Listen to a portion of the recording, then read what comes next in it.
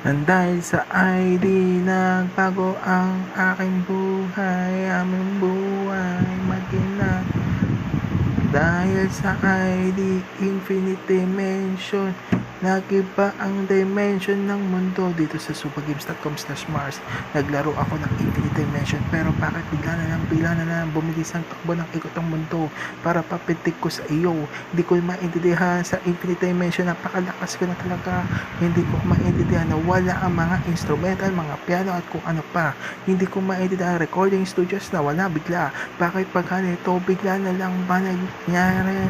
Himala, dilupyo, whatever na overall, pero mawawipe up lahat dahil sa Infinite Dimension. Kahit ang farming sa ID bigla na lang mawawala na parang bula. Isang segundo. ID, nasaan na ba ang hustisya? Baka nasa Infinite Dimension. Hahanapin ko muna ang sarili ko sa Infinite Dimension.